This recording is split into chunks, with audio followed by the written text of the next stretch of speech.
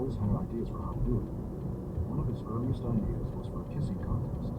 This was an old radio and DJ gimmick to sponsor a kissing contest and have a bunch of young couples come out to a mall or a car dealership. They were marathons. The couples would kiss as long as they possibly could, with only 5-minute breaks every hour. The way Neil saw it, we were perfectly positioned to capitalize on this phenomenon with our name. He suggested that we re-record the old popular Bill song Twisted Time, which would be changed to Kissin' Time and used to promote a series of contests around the country. The winners would get 2 big prizes: an all-expense-paid trip to Hawaii and an appearance on the Mike Douglas Show, a daytime talk show on network television.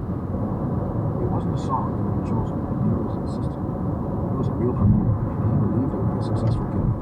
We finally agreed, but only on condition that we rewrite the lyrics. It would have been a death sentence to record the song with lyrics from the 60s. It wasn't our style or our time. Paul and I sat down in the studio with paper and pencil and remade the song to fit our fans, mentioning the cities where we were big, the places people wanted to hear about. Then we re-recorded it. The whole process took about an hour. All in all, I'd say that we went along with it reluctantly. It certainly wasn't rock and roll, and we knew that. But we managed to do a decent job recording it, trying to get as much of our personality into it as we possibly could. We also extracted a promise from Neil that the cover version of the song would never appear on any actual Kiss albums, that it would be a one-shot deal to promote the contest. Of course, it didn't work out that way. The song later found its way onto some albums and re-releases. As a promotional single, Kissin' Time was moderately successful. At the beginning of May, it was released. Nothing to Lose, a real Kiss song, was the B-side, and broke into the top 100. Neil's master plan was for us to follow the regional kissing contests and appear with the national winners on the Mike Douglas Show. Needless to say, we weren't the show's usual fare, and we played up our strangeness. One of the other guests was a comedian, Tony Fields, and at one point she said, "Who are you supposed to be?" "I'm evil incarnate," I said, giving my best scowl. "No, you're not," she shot right back. "You can't fool me. You're probably some nice Jewish kid from Long Island." She was a trooper. I later thanked her on my solo album. Nice Jewish kids or not, we performed Firehouse, and it was a real spectacle. Plenty of pyrotechnics, plenty of makeup, and so forth. As a performing group, we were hitting our stride. We were exhausted from touring, but we had careers to build, so as soon as the first album began to lag, we went right back into the studio to record our second, which was titled Hotter Than Hell. In many ways, it was a continuation of the first album.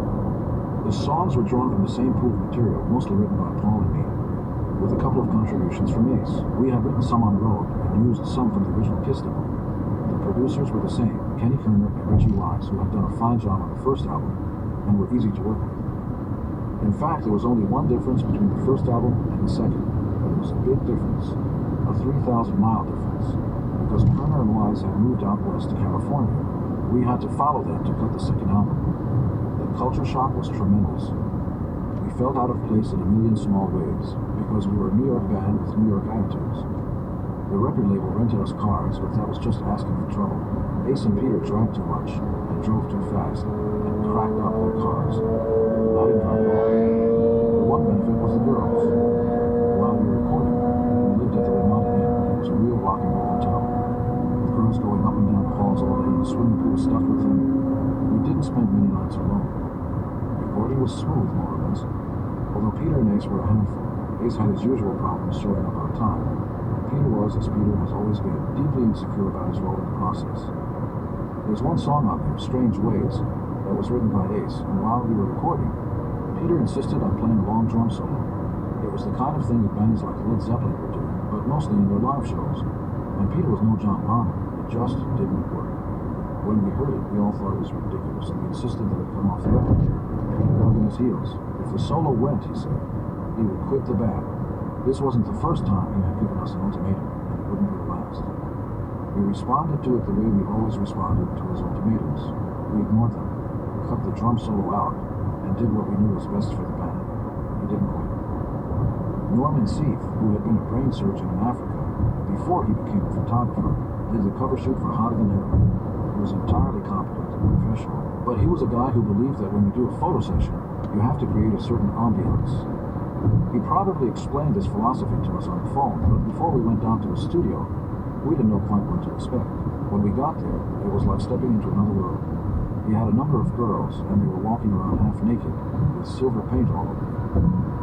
They were were mirrors on the ceilings and pieces of furniture suspended from wires. The whole feel was very surreal, like the Twilight Zone. Everyone got drunk, except for me.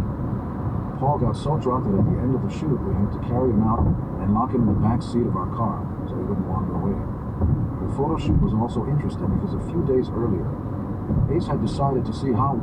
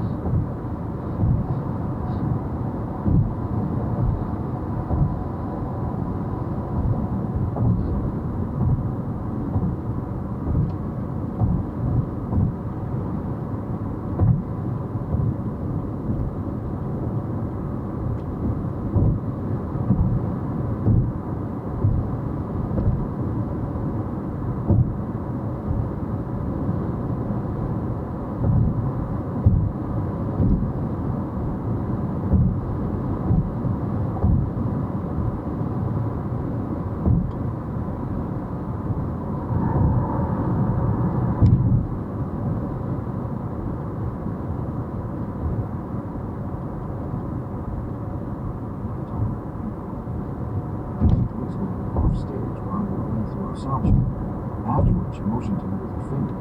I walked over and said, "Officer, you know you can't make me come with just one finger." I was being cocky. "Very funny," she said. Then she asked me for an autograph. "It's for my daughter," she said. "She's fascinated by your tongue. I don't understand your tastes, but what am I going to do?" "What are you trying to fool?" I said. "It's not your daughter, it's you. You want to come and get it.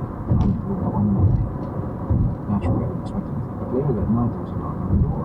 And the woman was standing there in a full police outfit. When she walked in, it was like a scene from a movie. She took her hat off and her long hair fell down. Then she unbuckled her belt and took off her gun. Then the scene faded to black. The next day we both came downstairs and she was dressed like a policewoman. The guys all lined up against the wall. It was as if someone had yelled, "Spread 'em!" When I wasn't chasing girls, I was trying to keep Ace and Peter out of trouble. It took some doing, especially in Ace's case. Originally, Peter and Ace had roomed together, but after a while, they didn't get along. Peter asked me if I would mind if he roomed with Paul, and I roomed with Ace. It didn't bother me. We were all in the same band. One night I was going down to a hotel bar to see if there were any girls for the taking. I asked Ace if he wanted to come along. "Nah," he said, "you go ahead. I'll be down in a little while." I went by myself, and of course there were girls, and I started talking to them.